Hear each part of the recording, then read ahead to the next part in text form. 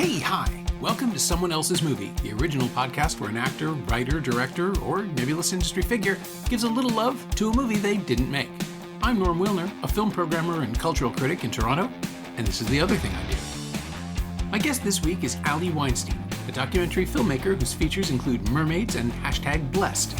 Her latest film, Your Tomorrow, which had its world premiere at TIFF last September, looks at the last year of Toronto's Ontario Place Park as it faces partial demolition for the construction of a private spa.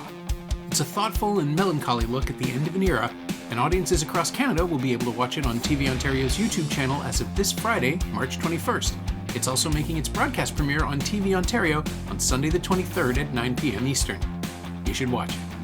And just 2 episodes after Adam Egoyan picked Norman Jewison's Jesus Christ Superstar, Ali chose Jewison's previous musical, Fiddler on the Roof, an adaptation of the Broadway smash, itself adapted from Shalom Aleicham's story about a shtetl milkman trying to secure a safer and more comfortable life for himself, his wife, and their 5 daughters. The movie starred the Israeli actor Topol as Tevye, taking the role originated on stage by Zero Mostel, and it was shot on location in the former Yugoslavia for a properly Eastern European vibe. It was one of the biggest hits of 1971. And, as you're about to hear, Fiddler on the Roof is still resonating more than 50 years later for all sorts of reasons. This is Someone Else's Movie. When I was thinking about which possible films, I thought about a bunch of films that I've seen recently that I really love, but Fiddler on the Roof is just always one of the films that comes up in my mind whenever someone asks, what's your favorite film? Which I hate that question so much, especially as a filmmaker, because just all of my insecurity just comes to the surface about not being a film buff, which I am absolutely not. But I always think of Fiddler on the Roof because I just love that film so much, and I've seen it so many times, and it was a really big part of my childhood. And I've always felt a little bit embarrassed, and I often don't actually mention Fiddler when someone asks what my favorite film is, because I feel like it's kind of a childish answer because it's a musical, from the early 70s. It just doesn't feel like a serious film answer. But I don't know, rewatching Fiddler, I'm you know what? This is a very serious film. I don't know that I need to be embarrassed that it's one of my favorite films. Yeah. I gotta say, I suspect we both had similar upbringings where Fiddler was the culture, right? It was just there all the time. I'm always kind of weirded out quietly when I think about the way that Broadway and musicals are sort of always arguing with each other. People chase the hits that just happened, so they make a new thing. But Fiddler on the Roof is so clearly the answer to The Sound of Music, to my mind. They're both films about the good people in a small place that are sort of shielded against the things that are happening around the world as the world closes in on them. And ultimately, they're the heroes are driven from their homes in both cases. And I experienced them as a kid, simultaneously, because they already existed. But watching one follow the other at the time must have been really odd. And Fiddler on the Roof, despite the comic aspects of it and the sort of joyful, the heft of the songs, they're all really big and brassy and bouncy. Pulling on klezmer and all the other the Jews of Eastern Europe made some really happy music for people who are running from Cossacks all the time. But that's the point of it, right? It's an uplifting story about pogroms and persecution.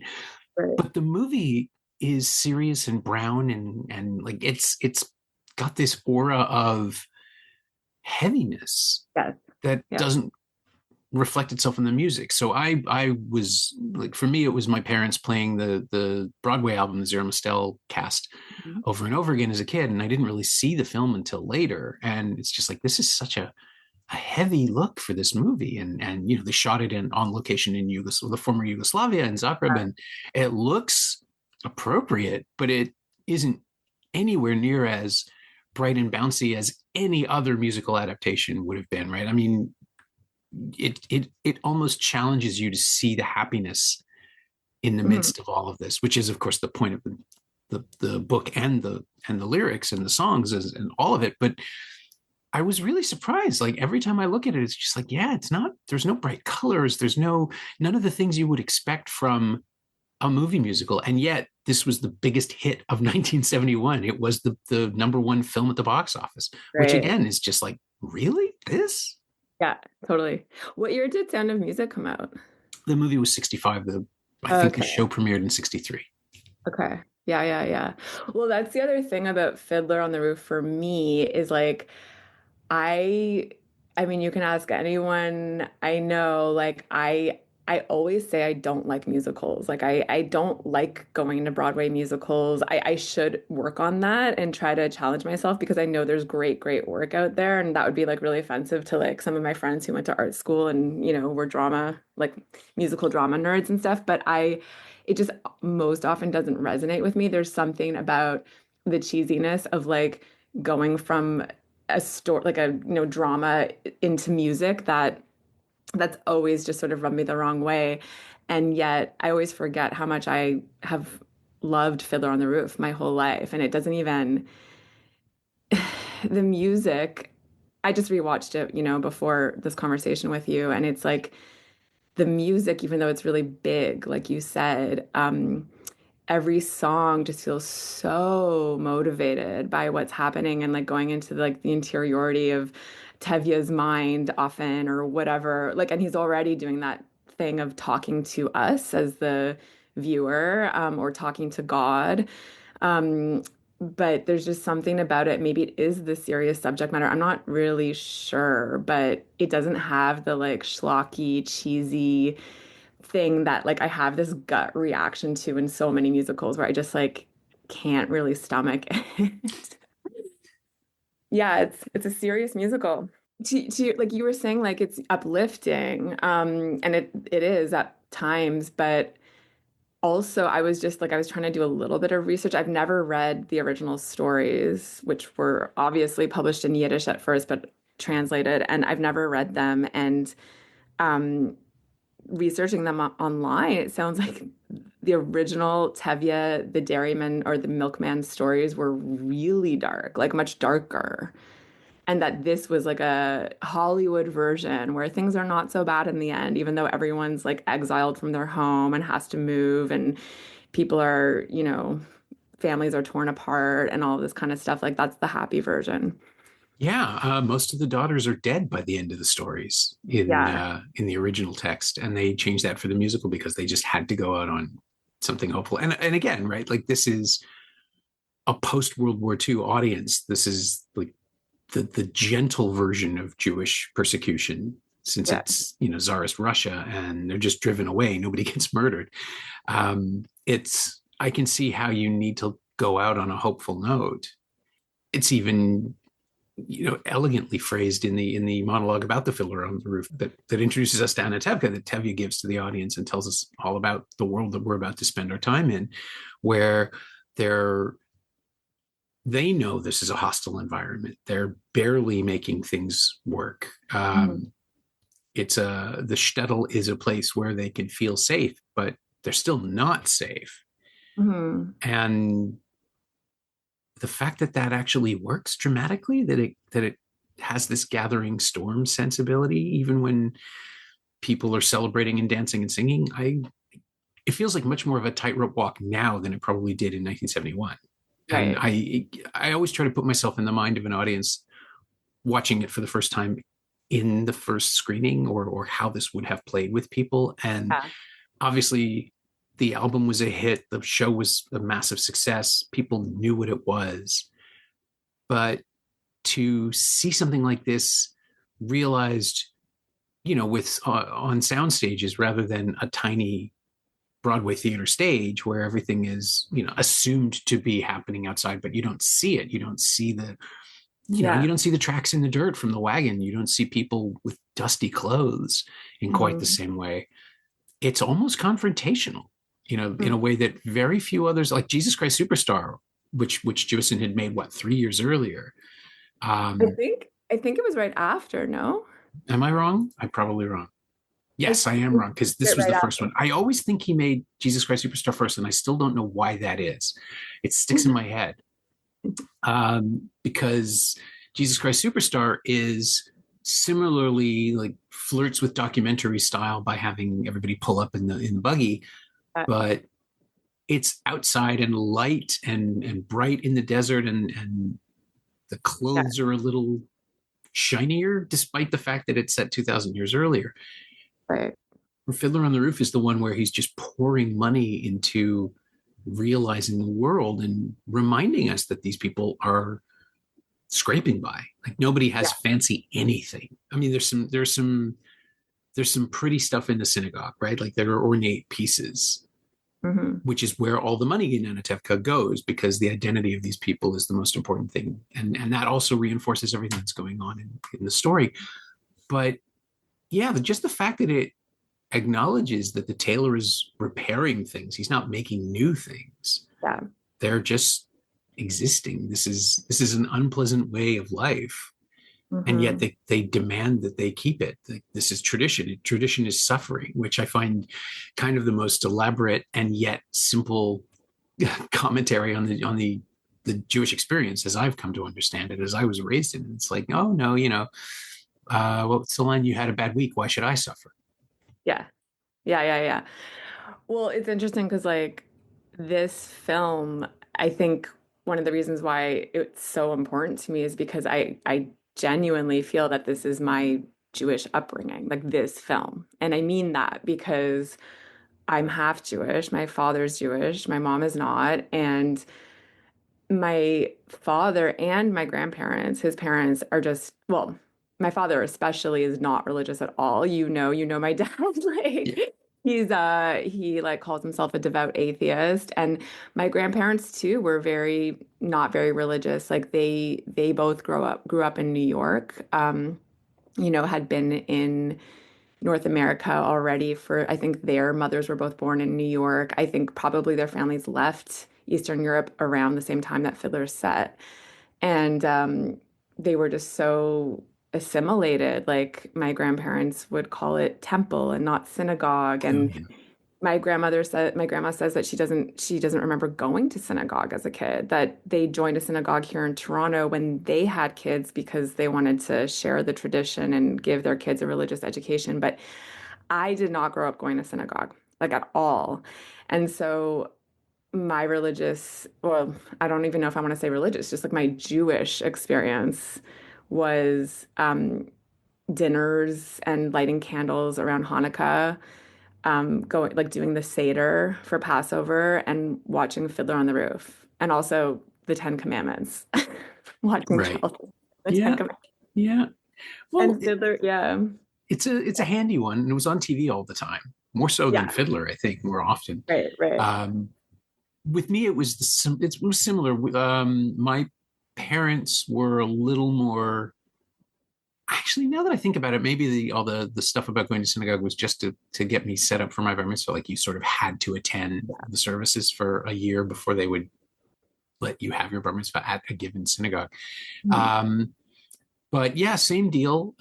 Grandparents, I think my grandparents were all born here. Possibly my grandfather wasn't, but most of them immigrated in the early 1910s, 1920s. They all got out before World War II, from Ukraine, Lithuania, Poland, Mhm. and proceeded almost immediately to simultaneously cluster. Like Jews stayed with Jews. They all stayed friends. Families lived together. They were very, very closely intertwined, while also pushing away from religious expression. They Mhm. just and I've always wondered if it was something that had been brought over from the old country, where you go for the high holidays and you just sort of put in your time, Yeah. or if it happened after World War II, and that point, like the years building up to the Holocaust, where Judaism was stigmatized in a way that it really hadn't been in the West, in the new country, Yeah. publicly stigmatized, rather than just quietly, this club is restricted or this job isn't available, stuff like that, where it was an unspoken thing. People Hmm. got really good at speaking it in the 30s. Yeah. And I've never managed to talk to them. Like they didn't want to talk about it. My great grandfather never ever talked about anything from the old country, other than things weren't as good as, like, this meatball was a shadow of what it used to be, that kind of thing. It's always about food. Everybody complains Right, about right, food. right. but Fiddler on the Roof was something that they could all agree on was good for the Jews, right? Like it was a positive representation. And when I remember I talked to somebody once about when I was in my teens, about how the Jewish characters, like Tevye is in some ways, like he is the stereotypical Jewish schemer. Like he hustles people, he swindles people, he lies to his wife to get it to make it okay that their daughter's getting married to someone undesirable by Yeah. inventing this big nightmarish dream, which is also a really fun set piece both on stage and in the film. But it plays into all the stereotypes of Jews being clever and schemy, and somehow because it's from the sacred text of Sholem Aleichem, who wrote all of these stories and is beloved by every generation from the Yeah. old country, it's okay. But Right. like if you were, I mean, a rabid anti-Semite wouldn't go to see the show, but if you Yeah. were, you would find a lot of things justified in a sort of a winking way, which I found really unsettling that first time through. Huh. Well, I feel like Tevye, I know what you mean, like he's like scheming, but he lies to his wife, although she always, She sort of knows, yeah. aside from the dream, she always catches him. Like she's always, I mean, I think she's such an interesting character in the film because she really represents this like very strong matriarch, like yes, and I feel like that whole idea of the gender roles and like what people are supposed to be playing from the start, like the very beginning, the first song tradition, Mhm. it feels so tongue in cheek to me, like, and I think it's supposed to be. It's like I feel it feels very self-aware, like it's depicting this time where this change, like they're dealing with all these different changes and they're trying to reckon with like a new world and new ideas where communism's coming in and versus the Tsar, and like just their kids want to get married for love, which is a new idea and all this kind of stuff. But yeah, like the fact that throughout the whole film he's always like, I'm the papa, like I get to have my way, but like really she's always having her way, except for except for that one dream. It's true. He does hoodwink her into believing that she's come up with this idea that he's trying to push forward. But he's portrayed in the film. I don't know about the original stories, but he's portrayed in the film as a very good person. And he doesn't, I don't recall him like lying when it comes to his work or like trying to swindle people out of money. It's Mhm. mostly just trying to manipulate his wife, right? Yeah, I mean that's true. If he was more conniving in his business, he'd be better off, which he's not. Yeah. So I suppose he has an Yeah. innate decency there. I think he comes off in the film as a very like good, honest man who's also trying to do right by his daughters, right? And is almost more progressive than that, like is leading the whole town in this progression, like accepting their marriages for love and all this kind of stuff.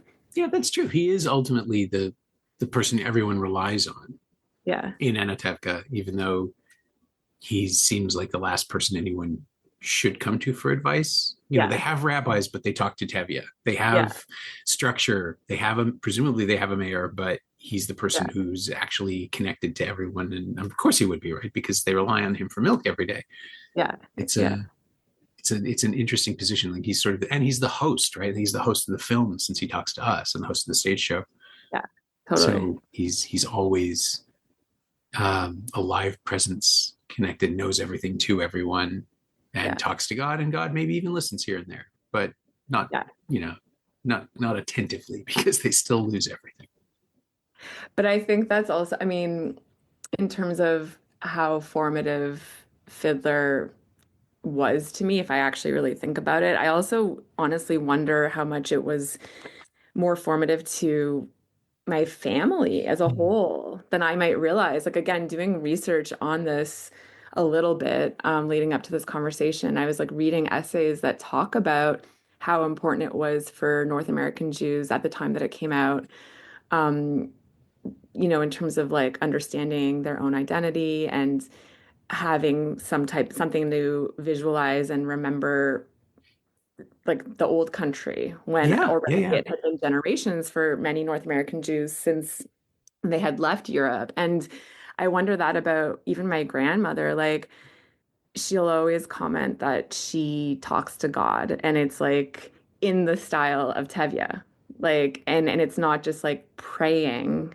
I it's praying, I suppose, but it's, Tevye's always like negotiating with God or like complaining to God or getting angry at God. Like he's also, and then he'll try to show respect and he'll like, ask for help, but he's not simply praying and being devotional. He's like often like, why couldn't you do this thing for me? Like in this way that feels so quintessentially Jewish. And I see it that way because I feel like that's how my grandmother talks about her religion and her relationship with God. But I don't know if she got that from watching Fiddler or if like it just happens to line up with how Tevye prays because it's accurate to a generation of people or, a group of Yeah. people. Yeah, like a learned behavior that didn't start in Fiddler, but that they recognize in themselves. Yeah. Hmm. Maybe. Yeah. I mean, the Eastern European Jewish experience, as I understand it, is one of constant complaining to God or Yeah. anyone else. Like there's, the what's the Annie Hall line? The food is terrible, but there's such small portions. The and the one I always think about is one that I don't even know where it comes from. It's just an old joke about um, someone finally getting to face God and God saying something along the lines, but you are, don't forget, you are the chosen people. And the dead person or the spirit just says, yeah, but couldn't you choose someone else? Yeah. We're not, Yeah. it's not that we're not grateful, it's that we're not grateful. Yeah. And there's that undercurrent of cynicism which isn't present in Fiddler, which is why I think everybody could like it, right? Because Mhm. the doom is in the distance, Mhm. and you can, because it's a comfortable past and everybody gets along, you can just look back on this as what it, how nice things used to be, and then you realize, Yeah. oh no, we're not there anymore because we were driven out and we had to leave. And Yeah. that's lurking, like, again, I always forget the act break is a pogrom. They never say the word. It's a demonstration, right? Like an unofficial demonstration. Hmm. And Tevye gets a warning of it, and it still happens. And it's well, because Norman Jewison was Norman Jewison, it's a little heavy-handed. You get shots of people looking sad and shocked and moaning as the music comes up, but it's powerful, Oh and yeah. it comes out of, it's the first sign of this dark cloud that's always been there, but now it's here, and all they can do is rebuild and wait for the next one. Yeah. Yeah. I also feel like it's funny because like when I was a kid watching the film, because the film is so long, I very rarely actually made it past the intermission. Sure. So like I feel like my idea of the film was always so much more just this fairy tale of like, learning about this culture and like seeing Seidel, the first daughter, convince her father to let her marry for love and then watching their wedding. And there's still lots of like emotion and sadness even in that first half. But I think I've probably watched the full film like I don't know, one quarter of the times I've watched the first half of it. And it just becomes the whole second half is so sad on so many different levels. Yeah. Yeah, there is that sort of brief happiness with people falling in love unexpectedly, Yeah. and I have a political conversation to have with you, it's about marriage, which Yeah. is a Yeah. great line, honestly. um but everything in the back half of the film is like, this isn't going to go well, this isn't going to end well. Perchik gets exiled to Siberia, and I it's embarrassing, I think, that I never recognized Paul Michael Glaser, like, from Oh, Starsky the and actor who Hutch. played. Yeah. I don't really know him, but I know like yeah, what was he was I mean, you're a little younger than I am, but I grew up with Starsky and Hutch on the air, okay. and that's Perchik. Like, he's this. It was a, it Yeah. was a it was a real disconnect, because the first time I saw Fiddler on the Roof, it's like, but that's, and then I've seemed to have blocked it from my mind, because when I revisit it as an adult, I'm always surprised that he's even in it. Oh, right. Yeah, yeah. Because I mean, you've got a host of, it's kind of Jewish royalty now because they made the movie, and that, like, Molly Picon was known to people in the Yiddish theater, but really not nearly as well known. Or maybe that's my own bias within my family. They love her because she played Yenta. Okay, yeah. um, and uh, and I do remember somebody, I can't remember which family member, but people grousing that they replaced Zero Mostel because they love Zero Mostel. Yeah. And Topol originated the role in the West End in London. Yeah. So, or I guess took it over. He didn't originate it, but he was the first to play it in the West End. And so he has just as much of a claim, I think. And also, apparently, Mostel was alienating people by ad-libbing on stage constantly, and they didn't want to put him in front of a camera because it would burn too much money. Oh, wow. Yeah, I mean, Topol, I don't know. I can't even imagine this film without him. Like, he's absolutely incredible. I was really sad when he died a couple years ago. Yeah. Like, yeah.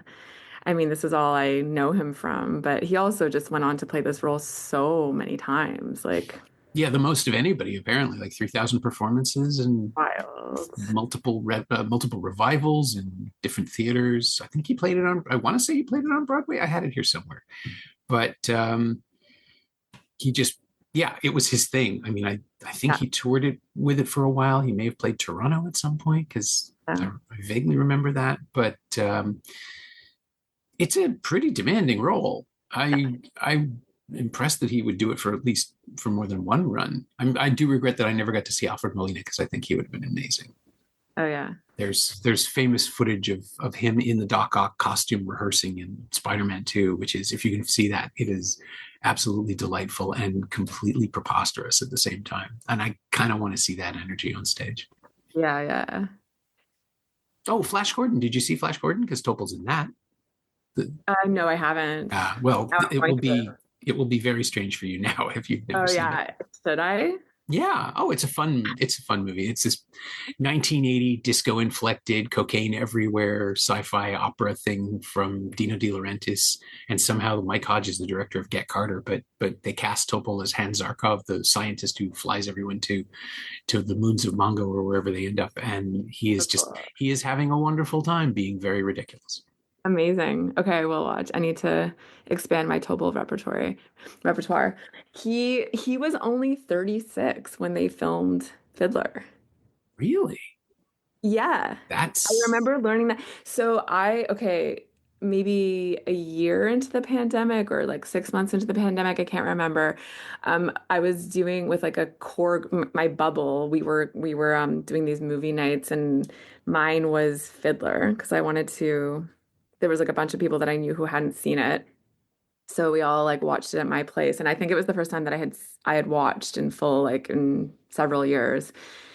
And yeah, we were looking up, like people had all these questions afterwards. So we were just like researching the film a bit more. And Topol was 36, which is wild because I mean, he's probably not supposed to be that much older than that in reality, since I'm sure everyone was like, having kids really young, like getting married and having kids young in the story. But yeah, it blows my mind to play the father figure.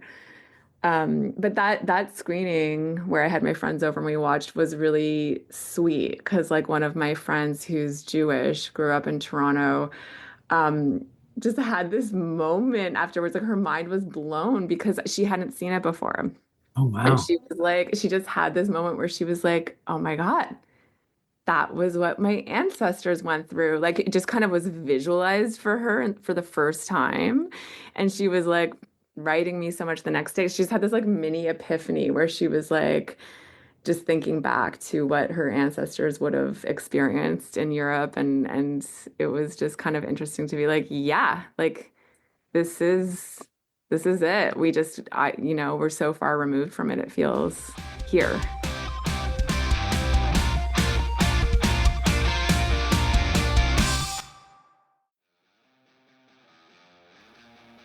Hey, it's Norm, interrupting my own show to bring you up to speed on Shiny Things, my newsletter about physical media, culture, and the odd streaming project. Last week, I wrote about Arrow Video's exceptional new 4K edition of William Friedkin's Cruising, which has already claimed a spot on my list of the best discs of the year, even though it's only March. Sign up for a 14-day free trial at shiny-things.ghost.io or find a link at the Semcast Blue Sky account. You like reading about movies? I like writing about them. Come check it out.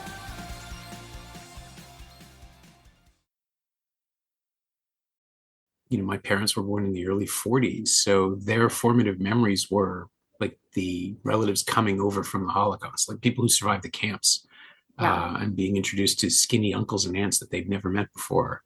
And Mhm. that trauma is was so deep in them. Mhm. I don't think they ever really reconciled with them, and it's not something I experienced at all. I sort of built up a resistance to it because I remember it was all my parents ever talked about, and Yeah. in the early '70s, it's like, but it's not happening now. Yeah. And then you look back and it's like, oh yeah, we had it pretty good, didn't we? That was great. Yeah. Yeah. We're just for the listener, we're recording this 2 days after Donald Trump's inauguration and Elon Musk's Nazi salute at the inauguration ball. So yeah, things are different now, Yeah. and yeah. So well, if you watched it last night, then how does it play for you in this context? Does it feel more resonant or different? Yeah, I mean it's a good question and it's like after, I put this forward and you were like, "Okay, yeah, let's do Fiddler." I was like, "What? Why are we doing Fiddler?" Like it feels like such a weird time in a way. A good time. It's always a good time, but also a weird time given everything that's been going on in the world the past couple of years. But yeah, it feels just as resonant for sure. It feels like I mean, I think what I like about the film, there's so many things I like about the film, but I like that it's so open-ended in a way. Like it's really showing, it, it feels to me that it's showing as faithfully as possible, like this moment in time for these people. And then as people leave at the very end and are saying goodbye to each other and telling each other where they're going to go next, like some people are staying and going to Poland and hearing them say that, knowing what happens afterwards, it's Yeah, like feels so awful to think about, okay, these characters, what would they have experienced, with their kids? Some are going to America. One of the Yenta is going to Jerusalem.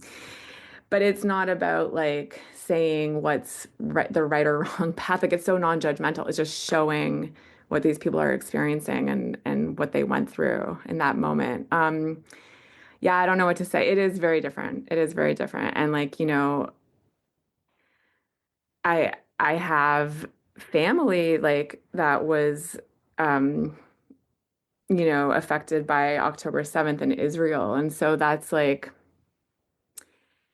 I remember shortly after October 7th, I was in New York and I went to the Tenement Museum for the first time. I hadn't been there before. And the tour I went on was talking about a couple different families, and one of them was like a Jewish family that had come to America post-Holocaust. And they talked all about these two particular people, like this couple that came and how they had lost all these, their parents, their siblings in the Holocaust and managed to come to the States and stay at first with an uncle and then we're in this apartment and I just had this like, I don't know, this weird overwhelming feeling of like a new connection to a tragedy that is unfolding right now in real time, like so many decades later.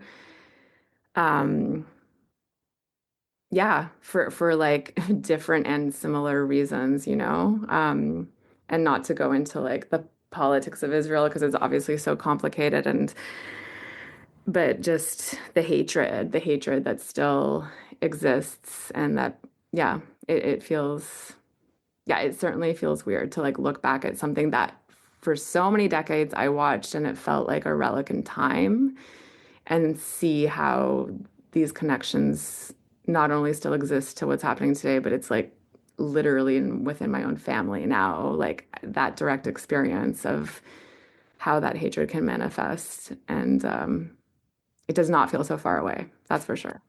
yeah. Judaism is an identity that, well, certainly with my family, I think what happened is they defend the identity fiercely because they feel they have to. Mhm. But I don't know. It's never, the religious side of it has never made sense to me. Mhm. I've never ever felt anything more than an ethnic connection. I like the Yeah. food, Yeah. and Yeah. I love my family and all of that stuff. But it's been, it doesn't have a place like the religious aspects of it, the rituals. They don't have a place in my life. And Yeah. what I used to when we had the difficult conversations about, I don't think I'm going to come to shul with you guys anymore because I find myself growing angry at all the sermonizing from people who don't live it. Like if you don't, that's my thing. If you don't take it seriously, if you don't actually follow the rules that are supposedly laid out for you by God, and you can't have sweet and sour pork and call it special chicken. That's just cheating. I'll call it what it is. That was my break. It's just like the hypocrisy and then hiding behind the identity to defend a bad choice, like disowning a relative or because they're dating a non-Jewish person, which happens in the film and is clearly wrong, which is great. Like the movie understands, even though Tevye is our narrator, the movie knows he's making a mistake. And that's why you can hang the entire ending, the emotion of that ending on him just saying the right words at the right time, because he's, God be with you is still an invocation of faith for someone who you have decided doesn't share your faith or deserve it, but he learns that you can simply reach out and mend a fence that way. That stuff has all been tangled up in my mind with like sort of the manipulation of people to do the thing, to get people to do stuff you don't want to do when you're a parent who is just wielding it like a cudgel. And so I just push back against it. But I can also see how doubling down and tripling down on something like that can entrench someone on this course of, I have to destroy everything that I perceive as a threat to me before they can destroy me, because historically, it happens. But then you end up in a situation where you can never stop destroying things, right? Because you'll never feel safe. And that's all in the future of the characters. And I can only imagine what that must have felt like on stage to hear someone saying, "I'm going to Poland," like in 1965. Right. And just a chill fills the room, and then they roll past it to get to the nice next song. That's a tightrope walk. Definitely. Entangled up in all of the identities that would follow too, because Fiddler on the Roof is probably, for a lot of people, there's that in Woody Allen movies. That was Jewish culture in the 70s in America, right? Like that's what was reflected. Yeah, it's true. Yeah. I mean, I don't know. It's interesting, the thing about like this idea of, oh, Tevye was wrong to not accept his daughter marrying a Christian. Um, I haven't really thought this through because I haven't really considered whether or not he was right or wrong. Just, obviously in the film, it's a sad thing. You're right. The film is aware that by deciding that his daughter's dead to him, like, he's hurting himself, he's hurting her, he's hurting everyone. Like his wife doesn't want to stop acknowledging her and being her mother. But it's a very interesting question, actually. Like, was that wrong? Because I mean, this whole idea of tradition, and like I said, I do feel that that song Tradition is tongue in cheek at the beginning. It's like, here are our traditions. They're beautiful, it's joyous and celebratory. Like you said, you see this way of life that is presented as so beautiful, but it's also like, before we see it kind of shifting underneath our feet, it's also like, this is what the mother does, this is what the father does, this is what the daughter does, and it's like a little bit ridiculous. Like, it's really over the top, and you get the sense it's not gonna, like, it can't stay that way because it's a little crazy. But that line of like what tradition is worth keeping versus questioning is like such a tricky one. I mean, that's obviously what the whole point of Fiddler is. That's the whole story. That's Tevye. It's him negotiating with God and with himself what it is that what matters to him, like, and how to be a good man and how to be a good Jew. I mean, it's sort of like, I feel like his central question is so similar to like that film A Serious Man, how to be a good Jew. um, and I mean, yes, it seems like the wrong choice for him to disown his daughter who leaves the faith. I agree with that. I don't even know why I'm like actually considering defending him, because I 100% agree with that, especially today. I would agree with that. But at the same time, I wonder, she got married in a church, and she's now outside of the shtetl, and it is a question of like, are her kids going to have lost all of that beautiful, rich tradition that we see at the start of the film? And like, probably, yeah. Yeah, Who knows? yeah. So I don't know. I don't know. But it does. It's true. It does remind us when the film is taking place, right? Like Yeah, it's like the snap of the rubber band that brings us back to remembering that, oh yeah, this guy's he's progressive to a point. He's still very traditional. I mean, obviously he keeps singing about it, yeah. but he is incapable of immediately understanding what's going on. Like the world is changing, and his reaction is reactionary, and Mhm. and he does do it out of anger, which again, like you don't see because Topol. You're now that I think about it, the age difference because Mostel would have been in his 50s, I think, Yeah, because he was born in the 1910s or something, like 1915, yeah, something like that, when they did the show. And Topol has a bigger voice and he's got a younger energy, and when he we don't see him angry very often. Even after the pogrom, he's just resigned. yeah, But the rage that comes out yeah, when Huddle tells him she's leaving and yeah, why, yeah, that's the only moment where he's genuinely scary, I think, and he yeah, needs to be. yeah. It's true. It's true. I Yeah. mean, it's interesting. It's like for someone as not religious as I am, and sounds like you too, it is interesting how strong of a connection I feel to the film because like I think the single most emotional moment in the film for me is actually when he's singing If I Were a Rich Man. It's so beautiful. Like it's so like, he sings at first about all the things that he wishes that he could have, like a bigger house, like clothes for his wife, all these things. But I mean, he's such an incredible actor. And like when he kind of sits down, like the climax of the song is when he's like saying that the thing that he wishes he was able to do most of all if he had money was to have the time to study the Torah and to also have people come to him and ask his opinion on things. It's like about that very basic need of human recognition, like knowing that someone respects you and wants to hear what you have to say. And it's so moving. I like watching that scene. I got teary when I was watching with my friends during the pandemic at that moment, probably more than any other moment. Yeah, Hope was incredible. I forget Yeah. where I was going with that. Oh, you were talking about Tevi's aspirations and his the conflict, I think, between Oh, his I think, religion and his father, his impulses as a father.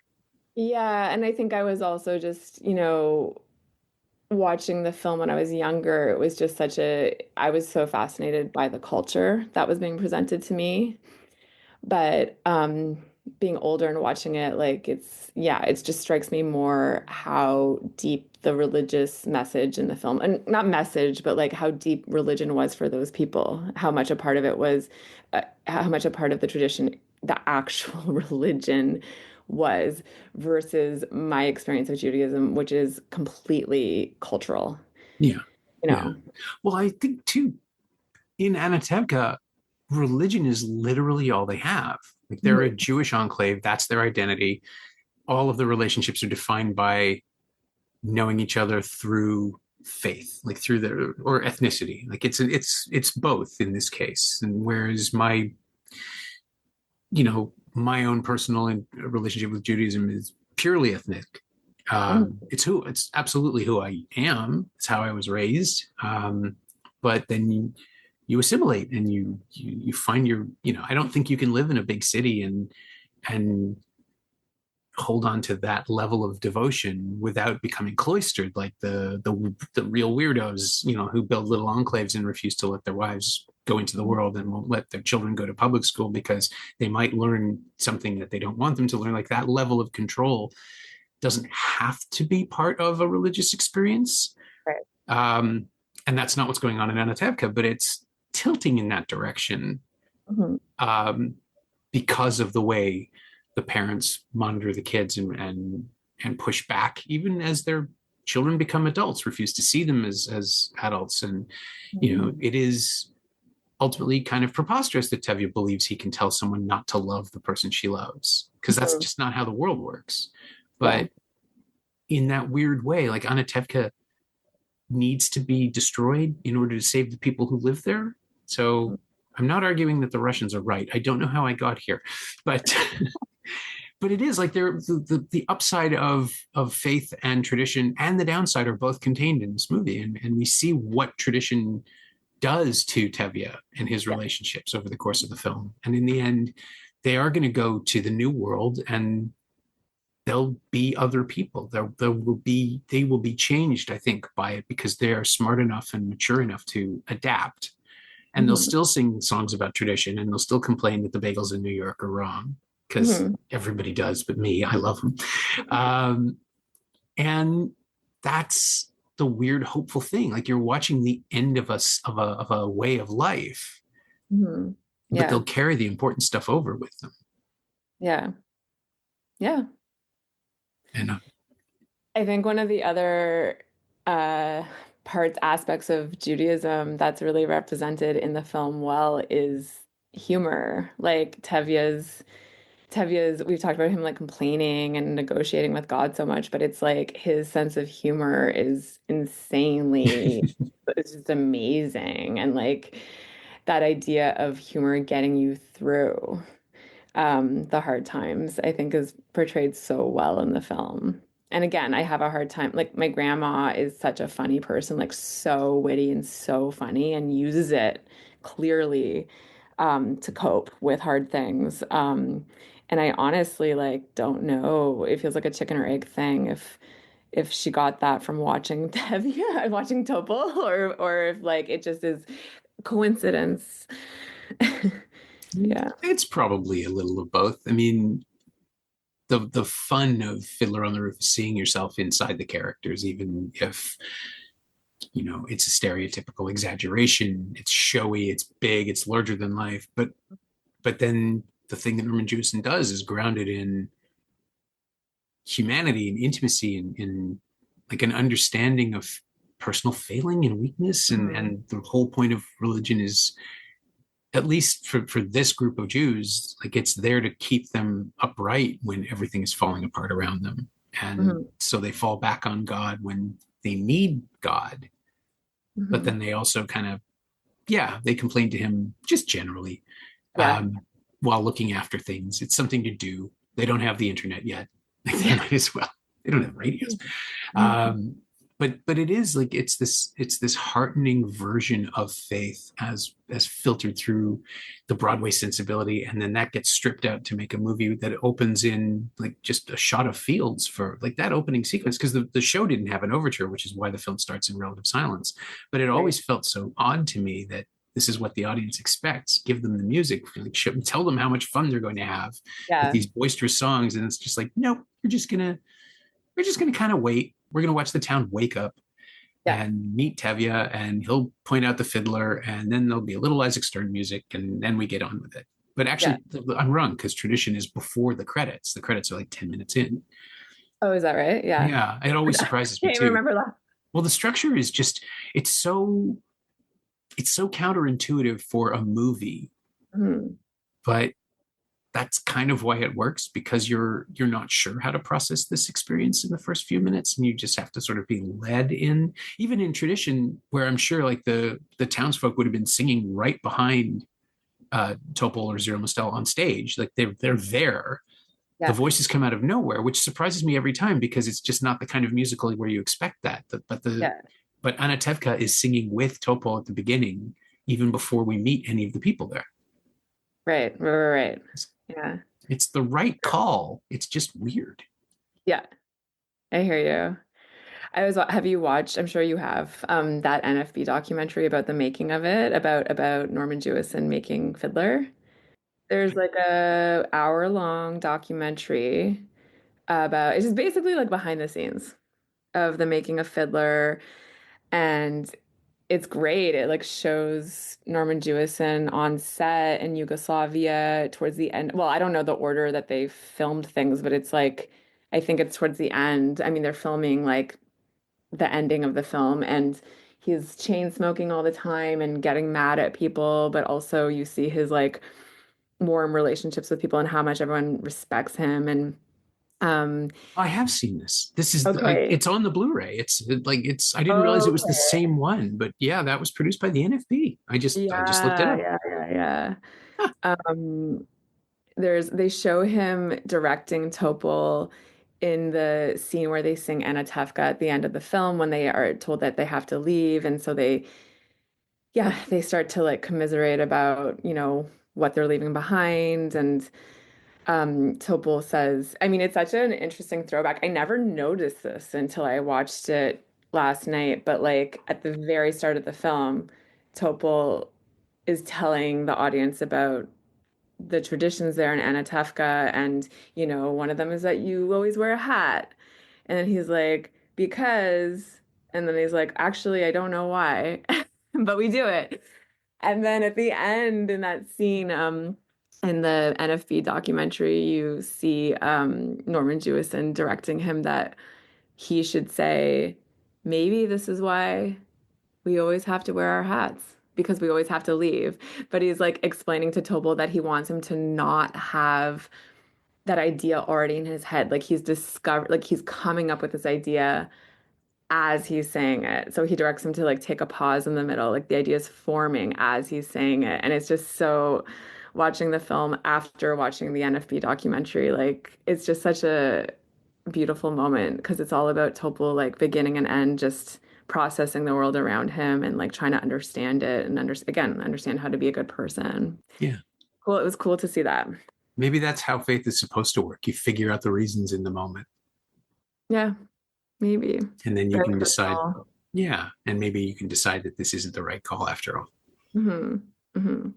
I also want to watch, like, I didn't know that there's two other films that are adaptations of Fiddler from before the musical. Oh, was there a silent There's a version of? Because I silent remember film. that or Hmm. hearing about it And then about there's like the. a 1939 film, apparently. Um, So was this from the Yiddish theater? Like, because there yes. were movies made of Yiddish The theater productions. 1939 film is in Yiddish. Okay, Yeah. And then well, obviously the silent film's not in any language. right. But Yeah, yeah, and they both are not, I mean, the title Fiddler on the Roof didn't get attached to this story until the Broadway musical, I yeah, guess. I Yeah. think so. Yeah, Yeah.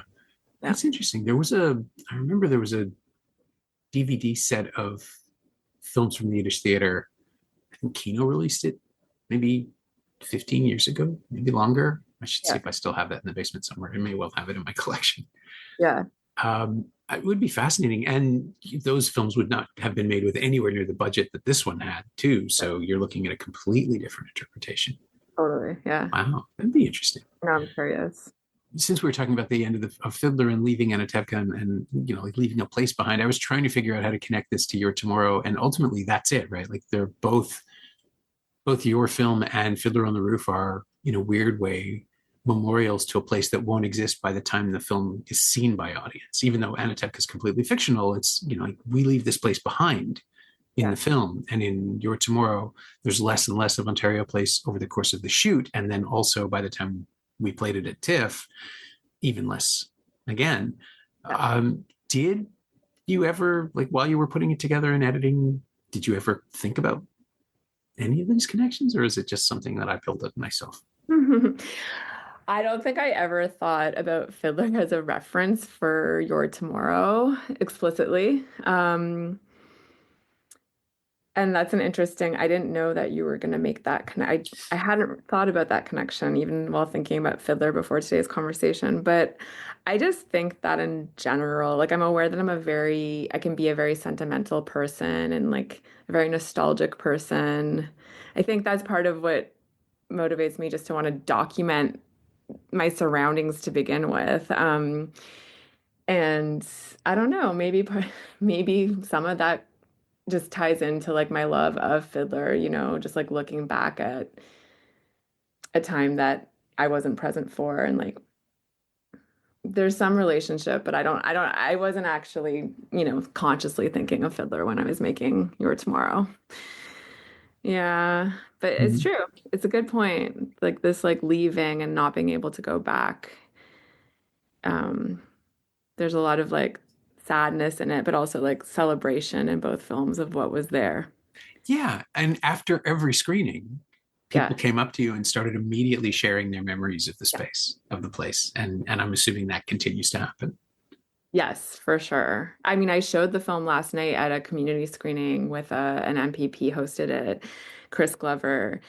And it ended up because it was hosted by him, like a lot of the Q&A was much more political and much more about like what's next, what's happening with the site.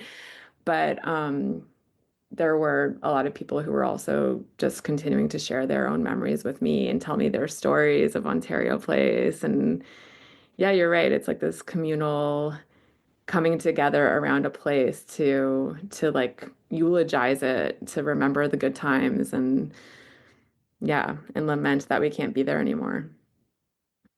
Yeah. Less singing, though. Although there is some. You do end on a musical number. That's true. That's true. It is overall a bit more quiet than Fiddler on the Roof, though, for sure. I wish there was, I never had a chance to meet Norman Jewison. Of course, like I think for all of us, because of the CFC and those barbecues during TIFF and everything, like you feel this connection to him, even though he was this big Hollywood director and like, yeah, I mean, I wonder what his Ontario Place stories were if he had any. Oh, he must have gone to the Sinisphere. Yeah, he must have. Yeah. I Yeah. hope we get to do that again. Yeah, I know, me too. I know.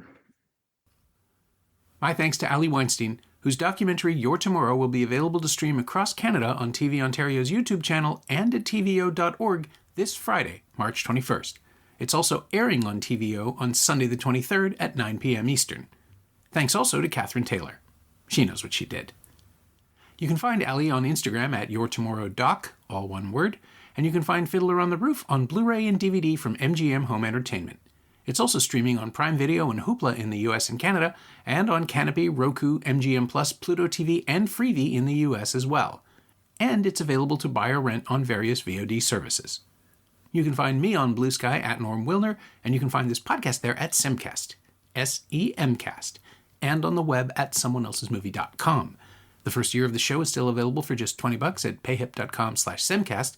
That's the first 52 episodes of Someone Else's Movie, 41 of which aren't currently available anywhere else. And check out my newsletter, Shiny Things, at shiny-things.ghost.io. I think you'll enjoy it. Our theme song is by The Last Year. If you like it, or the show in general, please say so. Leave a review wherever you've been listening. Every little bit helps. It truly does. And check out the other shows on the Frequency Podcast Network while you're doing that. Stay safe. Watch movies. Wear a mask if you go out. Get the new booster as soon as you can. I'll see you next week.